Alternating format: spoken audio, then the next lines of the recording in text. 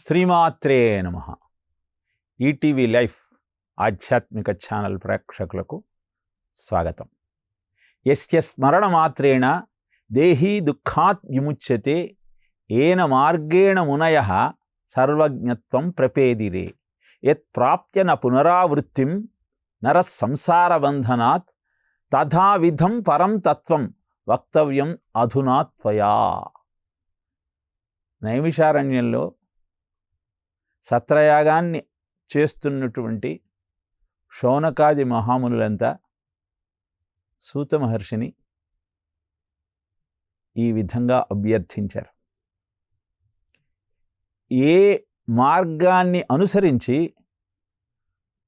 మునులు సర్వజ్ఞత్వాన్ని పొంది ఆ సర్వేశ్వర సాయుధ్యాన్ని అందుకోగలిగారు? ఎవరిని స్మరించినంత మాత్రాన జీవుడు దుఃఖాల నుంచి విముక్తి పొందుతాడు? ఏ తత్వాన్ని అందుకోగలిగితే మళ్ళీ పునర్జన్మ అంటూ ఉండదు? ఆ తత్వాన్ని, ఆ మార్గాన్ని, ఆ స్వరూపాన్ని తెలియజేయమంటూ ప్రార్థించారు. సమాధానంగా సూత మహర్షి గురు స్వరూప స్మరణ బంధాల నుంచి విముక్తి కలిగించే అద్భుతమైనటువంటి స్మరణ. మునులంతా ఈ విధంగా గురువు చూపిన మార్గంలో ప్రయాణించి సర్వజ్ఞత్వాన్ని పొంది అనంతరం ఆ పరమేశ్వర సాయుధ్యాన్ని అందుకోగలిగారు. అందుకే ఆ గురుతత్వాన్ని కనుక అభ్యాసం చేసి, అధ్యయనం చేసి ఆచరించగలిగితే ఇక మళ్ళీ జన్మంటూ ఉండదు అని గురుగీతలో శౌనకాది మహామునులందరికీ గురు మాహాత్యాన్ని వివరించారు. ఇక భాగవతంలో నిఖిల పురాణేతిహాసముల్ మా తండ్రి రోమహర్షణుడు అందరికీ అందించాడు అని సూత మహర్షి శౌనకాది మహామునులందరికీ చెబుతూ ఉంటే వారంతా వరగోవింద కథా సుధారస మహావర్షోరుధారా పరంగాక బుధేంద్రచంద్ర ఇతరోపాయానురక్తిన్ ప్రవిస్తర దుర్దాంత దురంత దుస్సహ జన సంభావితానేక దుస్తర గంభీర కఠోర కన దవానలంబారునే. ఓ మునిసత్తమా, ఈ సంసారమనే దావాగ్ని దహింపబడాలి అంటే గోవింద కథా సుధామృతం వర్షించబడాలి. ఇక్కడ సంసారాన్ని దావాగ్నితో పోల్చటంలోని ఆంతర్యం ఏమిటి అంటే, అరణ్యంలో చెట్లు ఒక చెట్టుతో ఇంకొక చెట్టు రాపిడి కలగటం వల్ల అగ్ని ఉద్భవించి వ్యాపించి అరణ్యమంతా దగ్ధమైపోతుంది. అలానే మానవ జన్మను పొందిన జీవుడు మా అంటే వద్దు, నవ అంటే కొత్త, జన్మ అంటే పుట్టుక, మళ్ళీ పుట్టుక లేకుండా చేసుకునే సాధనాక్రమాన్ని అనుసరించకుండా బంధాలను పెంచుకొని ఏ విధంగానైతే పట్టుపురుగు తాను ఏర్పరుచుకున్న బంధనాలలో తానే అంతమైపోతుందో అలా పరమాత్మ సాయుధ్యాన్ని పొందలేక సంసారం అనే దావాగ్నిలో దహింపబడుతూ ఉన్నాడు. అందుకే శౌనకాది మహామునులంతా అద్భుతమైన భాగవత కథామృతాన్ని కురిపించి ఈ సంసార దావాగ్నిని అంతం చెయ్యి అని ప్రార్థిస్తారు. ఆ కథను ప్రారంభిస్తాడు అద్భుతంగా కృష్ణ కథలన్నీ చెప్పుకుంటూ. మధ్యలో భీముడు ధృతరాష్ట్రుణ్ణి నిందించిన వైనాన్ని, ధృతరాష్ట్రుడు విదురుడు మాట విని హిమాలయ పర్వతాలకు వెళ్ళి అక్కడ తన శరీరాన్ని త్యాగం చేసినటువంటి వైనాన్ని తెలియజేస్తాడు. ఇది వింటున్నటువంటి శౌనకాది మహామునులకు అద్భుతమైన కృష్ణ కథ చెప్పమంటే ఈ మానవీయ సంబంధాలన్నింటి గురించి చెబుతాడేమిటి? అన్న కించిత్ సందేహం కలిగి, మనుట నిత్యము కాదు మరణంబు నిజమని ఎరిగి మోక్షస్థితి నిచ్చగించి అల్పాయువులగు మాకు ఇతర దుర్జన చరితములోలి కర్ణరంధ్రముల బెట్టి బంగారు వంటి బ్రతికెడు కాలంబు బోనాడగానేల పుణ్యచరిత మాధవ పద పద్మ మకరందంబు పానంబు సేగింపవే.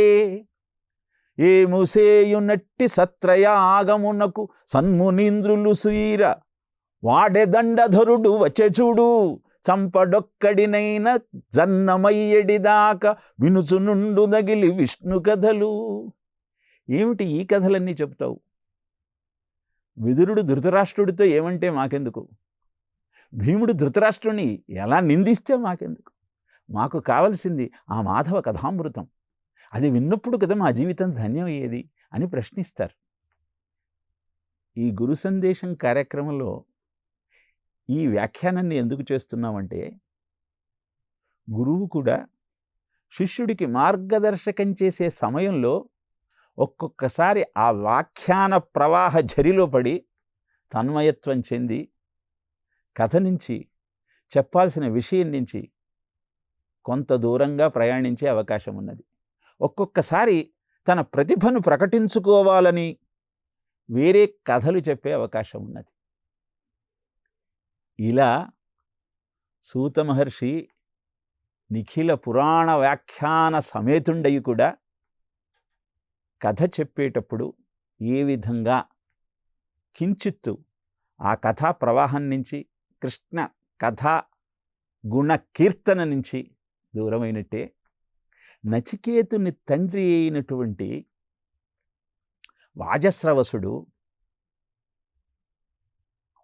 విశ్వజిత్ యాగాన్ని నిర్వహిస్తూ దానం చెయ్యాల్సిన సమయంలో ఒట్టిపోయిన గోవులన్నింటినీ దానం చేస్తూ మంచి గోవులనన్నిని అట్టే పెట్టుకున్నాడు. చిన్నతనంలో ప్రతి పిల్లవాడికి,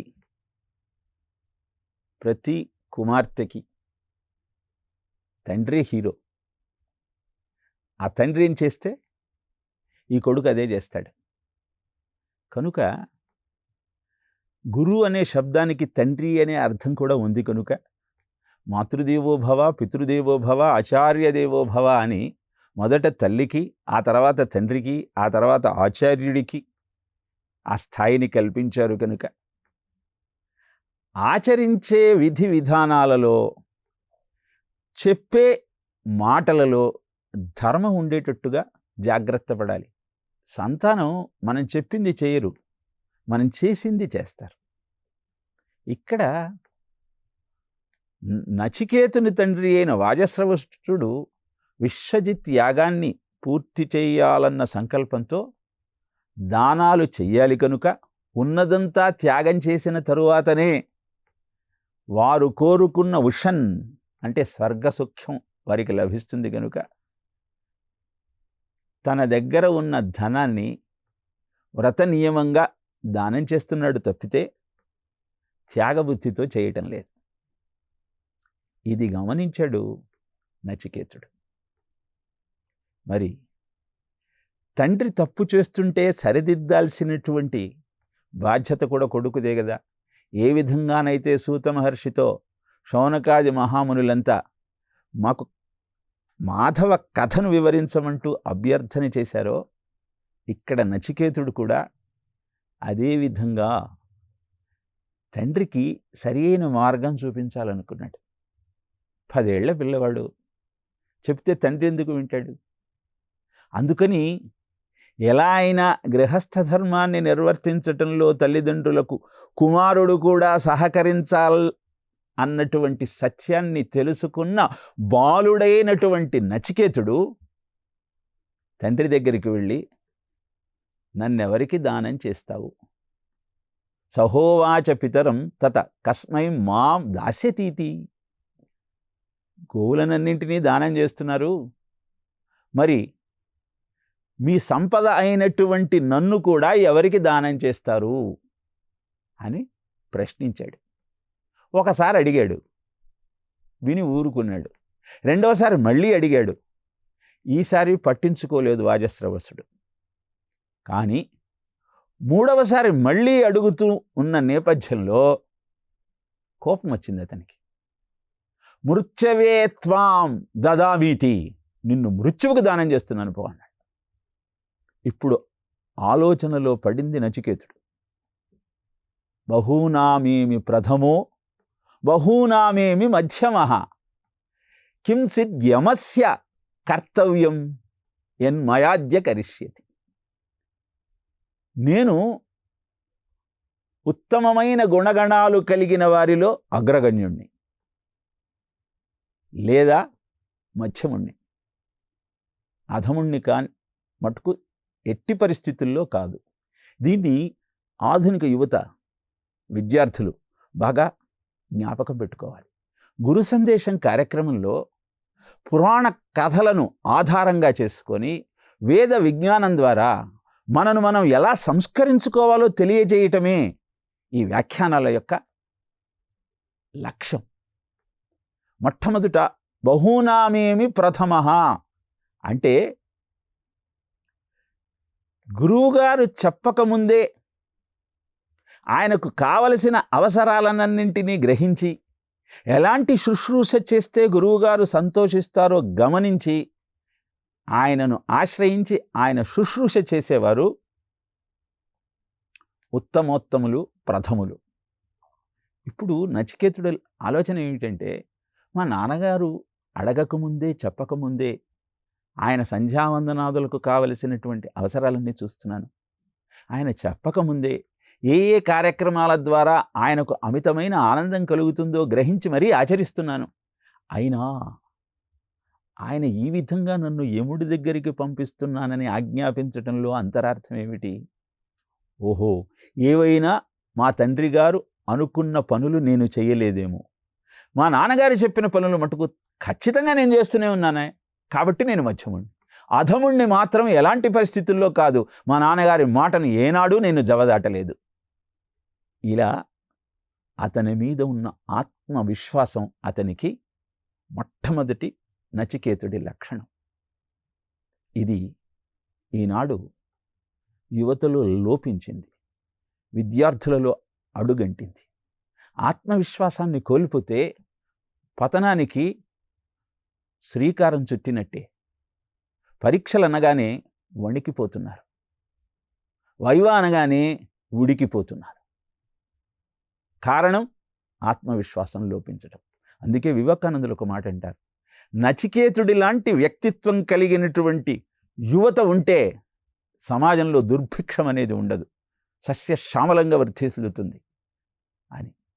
ఒక్కొక్క లక్షణాన్ని మనం గమనిస్తే నచికేతుని వ్యక్తిత్వం ఈనాటి సమాజానికి ఎంత శిరోధార్యమో మనం గ్రహించగలుగుతాం.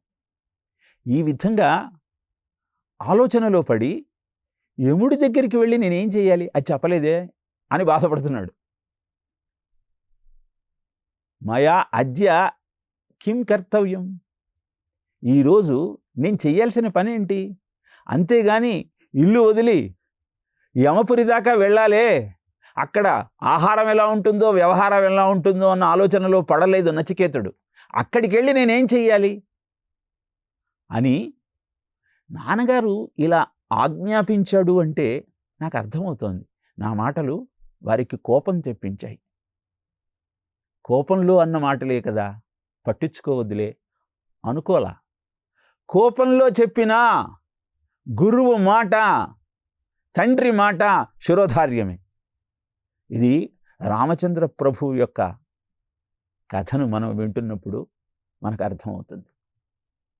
అరణ్యవాసానికి వెళ్ళాలన్న ఆజ్ఞ తండ్రి గారి నుంచి వచ్చిందని తెలుసుకున్నటువంటి రామచంద్రమూర్తి అరణ్యవాసానికి బయలుదేరాడు. రాముని వియోగాన్ని భరించలేని దశరథుడు వెనక్కి తిరగమంటూ ఆజ్ఞాపించాడు, ఆర్తితో అరిచాడు. కానీ రామచంద్ర ప్రభువు వెనక్కి తిరిగి రాలేదు. కారణం, పుత్ర వ్యామోహంలో ఉన్నటువంటి తండ్రి ఇక్ష్వాకు వంశ ప్రతిష్ఠ దెబ్బతింటుందన్న విషయాన్ని గమనించటం లేదు. ఇలా తండ్రి వ్యామోహంలో ఉన్నప్పుడు కుమారుడే జ్ఞానోదయం చెయ్యాలి. అదే పని నచికేతుడు చేస్తున్నాడు. అందుకే నచికేతుని వ్యక్తిత్వం నేటి సమాజానికి శిరోధార్యం. ఇలా ఆలోచించి నేను తప్పనిసరిగా ఆ యముని సదనానికి వెళ్ళవలసిందే అని భావించాడు. ఈ నచికేతుని కథ వింటున్న మనకు కొంచెం సందేహం కలుగుతుంది. ఇంత మూర్ఖంగా ప్రవర్తించాలా? వద్దన్నాడు కదా తండ్రి, కోపంలో అన్నాడని కూడా గ్రహించాడు, ఎందుకు మళ్ళీ వెళ్ళాలని సంకల్పించుకున్నాడు? అంటే 2 రకాల వ్రతాలు ఉంటాయి. ఒకటి మహావ్రతము, ఒకటి అల్పవ్రతము. మహావ్రతం అంటే ఎలాంటి మానసిక స్థితిలో ఉండి తండ్రి గారు కానీ గురువు గారు కానీ ఆజ్ఞాపించినా ఆ కార్యక్రమం చేసి తీరవలసిందే అన్న దృఢమైన విశ్వాసం, దృఢమైన పట్టుదల, దృఢమైన ఆచరణ క్రమం. ఇదంతా కూడా మహావ్రతానికి సంకల్పం. ఇలాంటి మహావ్రతాన్ని ఆచరించటం వల్ల కలిగే ప్రయోజనం కూడా అత్యద్భుతంగా ఉంటుంది. అందుకే నచికేతుని ద్వారా తెలియజేయబడిన జ్ఞానము, ఈ కఠోపనిషత్తు ప్రపంచానికి అందరికీ మార్గదర్శకమైంది. నచికేతుడు చిరస్థాయిగా చరిత్రలో మిగిలిపోయాడు. నచికేతుడి లాంటి కొడుకు కావాలని ప్రతి తండ్రి కోరుకుంటూ ఉన్నాడు. ఇలా సంకల్పించుకొని వెళ్ళటానికి బయలుదేరుతున్న సమయంలో తండ్రి వచ్చి, ఏదో కోపంలో అనేశాను, వెళ్ళవద్దంటూ వారించే ప్రయత్నం చేశాడు. అప్పుడు నచికేతుడు అన్నాడు, అనుపశ్య యథా పూర్వే ప్రతిపశ్య తథా పరే సస్యమివ మర్త్య పచ్యతే సస్యమివ అజాయతే. నాన్నగారు, మన పూర్వులు ఎలా ఉన్నారో చూడండి, ప్రస్తుత సమాజంలో ఎలా ఉందో చూడండి. పూర్వులు మనకు అద్భుతమైన ఆదర్శాన్ని ఆచరించి చూపించిన మహానుభావులు. తతో రావణనీతాయ సీతాయ శత్రుకర్షణ ఏష పదవన్వేష్టం చారణా చరితే పథి. హనుమంతుడు కూడా 100 యోజనాల సముద్రాన్ని దాటుదామని నిశ్చయించుకున్నప్పుడు చాణూరులు సంచరించిన మార్గంలో వెతకటం కోసం నిశ్చయించుకున్నాడు. ఆకాశ గమనం అనేటువంటి శక్తి కలిగినటువంటి మహానుభావులు ఆకాశంలో విహరిస్తూ అద్భుతమైనటువంటి మార్గదర్శకం చేశారు. ఆకాశ గమనం అంటే ఏమిటి? ఇప్పుడు డిగ్రీ చదువుతున్న విద్యార్థికి ఐఏఎస్ చేయాలన్న ఆలోచన ఉన్నది. ఈ ఐఏఎస్ అనేటువంటి ఆకాశ గమనము, అత్యున్నత పదవిని ఆ విద్యార్థి అందుకోవాలి అంటే అప్పటికే ఐఏఎస్ చేసినటువంటి మహానుభావుల యొక్క గమనాన్ని గమనించి వారిని ఆశ్రయించి వారు చూపేటువంటి పథంలో నడవాలి. అదే అనుపశ్య యథా పూర్వే ప్రతిపశ్య తథా పరే. ఇప్పుడు మహానుభావులు ఎలా ఆచరిస్తున్నారో చూడండి. బుద్భుతప్రాయమైనటువంటి ఈ జీవితం మీద, ఈ మానవ దేహం మీద ఆశతో, వ్యామోహంతో ధర్మాన్ని తప్పితే ఎలా? ఇది గమనించాల్సిన సత్యం. ఎందుకంటే విషయ సుఖాలతో, ఇంద్రియ భోగాలతో ఆచరించాల్సిన ధర్మాన్ని విస్మరిస్తే అదే పతనానికి కారణమవుతుంది. మనకు భాగవతంలో కూడా 4 పాదాల ధర్మము కృతయుగంలో సంచరిస్తే కలియుగంలో ఒకే పాదంతో నడుస్తోంది. అధర్మాంశో త్రయో భగ్న. 3 కాళ్ళు, ధర్మదేవత 3 పాదాలు అధర్మ ఆచరణతో అంతమైపోయాయి. 4 పాదాలు అంటే తపస్, శౌచం, దయ, సత్యం. తపస్సు పోయింది, శౌచము పోయింది, దయ అంతరించింది. మిగిలిందేమిటి? సత్యం అన్న ఒకటే పాదం. ఎందుకు పోయాయి ఈ 3 పాదాలు అంటే తపస్సు పోవటానికి కారణం అహంకారం. స్మర సంగ మదైస్తవా అని చెబుతుంది భాగవతం. ఎంతో కష్టపడి ఉన్నత శ్రేణికి, ఉన్నత స్థాయికి చేరినటువంటి వ్యక్తి అహంకారంతో సంచరించటం వల్ల అక్కడి నుంచి పతనం చెందుతాడు. 100 యజ్ఞాలు చేసి ఇంద్ర పదవి పొందిన నహుషుడు అహంకారంతో అగస్త్యుని తన్నిన కారణాన కొండచలివై యుగాల పాటు అరణ్యంలో పడి ఉన్నాడు. అలానే శౌచం ఎందుకు పోతుంది అంటే ఇంద్రియ సుఖలౌల్యంతో, ఈ దేహానికి సుఖాన్ని అందించాలన్న ఆలోచనతో వేళా పాళా లేకుండా, వావి వరస లేకుండా సంచరించటం వల్ల శౌచం అనే లక్షణం అంతర్ధానం అయిపోతుంది. ఇక మదం వల్ల తపశౌచం దయ అనేటువంటి సద్గుణం, ధర్మపాదము అంతరించిపోతుంది. ఇక మిగిలింది సత్యం ఒక్కటే. కలియుగంలో అందరూ సత్యసంధులై ఉన్నారా? లేదే. దురుక్తే కలిమాధత్తే అన్నది శాస్త్రం. కలియుగ లక్షణమే గట్టిగా మాట్లాడటం, పరుషంగా మాట్లాడటం, కోపంగా మాట్లాడటం. ఎందుకు చేస్తున్నారు అంటే ఈ సత్యం అనే పాదాన్ని తెగ్గొట్టాలని కలి ప్రయత్నిస్తూ ఉన్నాడు. ఇదంతా విచారించి నచికేతుడు తండ్రితో అన్నాడు, మనము మన వంశ ప్రతిష్ఠ నిలబెట్టుకోవాలి అంటే నేను మీరు ఆజ్ఞాపించినట్టు యమపురికి వెళ్ళాల్సిందే. తథాస్తు అన్నాడు తండ్రి, చేసేది లేక. యమపురికి చేరుకున్నాడు నచికేతుడు. ఎలా చేరుకున్నాడు? అదృశ్య శక్తి అతని కోరిక మేరకు ఆ నచికేతుడిని యమ సదనానికి తీసుకువెళ్ళి, ఇది ఎలా సాధ్యము అని కొంతమంది వ్యాఖ్యానం ఏం చేశారంటే, లేదు భూలోకంలోనే ఈ యమాచార్యుడు అనే ఆచార్యుడు ఉండేవాడు, అక్కడికి వెళ్ళాడు నచికేతుడు అని చెప్పారు. కాదు, పట్టుదలతో తపశ్శక్తిని పెంచుకొని అద్భుతమైన కార్యనిర్వహణ చేయవచ్చు. పద్మపాదుణ్ణి ఆదిశంకరుల వారు ఆజ్ఞాపించారు. పద్మపాదుని పేరు సునందుడు. గురువుగారు గంగానదీ తీరానికి ఆవల ఉన్నటువంటి తన శిష్యుణ్ణి ఎప్పుడైతే సునందా రావయ్యా అన్నాడో, కింద జలముందా తలముందా అన్న ఆలోచనను కూడా పక్కకు పెట్టి పరుగెత్తుకు రావటం ప్రారంభించాడు. గురువు ఆజ్ఞను శిరసావహించి ఆయనే సర్వస్వమని నమ్మి గంగానది మీద పరిగెత్తుతూ ఉంటే ఆయన పాదం పడ్డ ప్రతి చోట ఒక పద్మం మొలచి ఆయనకు ఆధారమై గురువుగారి దగ్గరికి రావడానికి సహకరించింది. అందుకే సునందుడు కాస్త పద్మపాదాచార్య అన్న పేరుతో గోవర్ధన పీఠానికి పీఠాధిపతులుగా బాధ్యతను నిర్వహించాడు. ఇది మనం గుర్తించగలిగితే అదృశ్య శక్తి సహకరించి నచికేతుడు ఆ యమ సదనానికి వెళ్ళటం పెద్ద ఆశ్చర్యపోవాల్సిన విషయం కాదు అని అర్థమవుతుంది. ఇలా నచికేతుడు యమసదనానికి వెళ్ళేసరికి అక్కడ యమధర్మరాజు లేడు. ఎందుకు లేడు అంటే, సామాన్యుల ప్రాణాలను పాశానికి బంధించి తీసుకురావటం కోసం యమభటులు వెళతారు. మహాతపశక్తి సంపన్నుల యొక్క పాశము ద్వారా ప్రాణం హరించాలంటే యమధర్మరాజే వెళతాడు. బహుశా అందుకే 3 రోజులు అక్కడ యమధర్మరాజు లేని కారణాన తండ్రి గారు యముని యొక్క ఆజ్ఞను అనుసరించి సంచరించమన్న ధర్మాన్ని తెలియజేశాడు కనుక యముడు వచ్చేదాకా ఆహారాన్ని నీటిని ముట్టుకోకుండా యముడి కోసం ప్రతీక్షించాడు.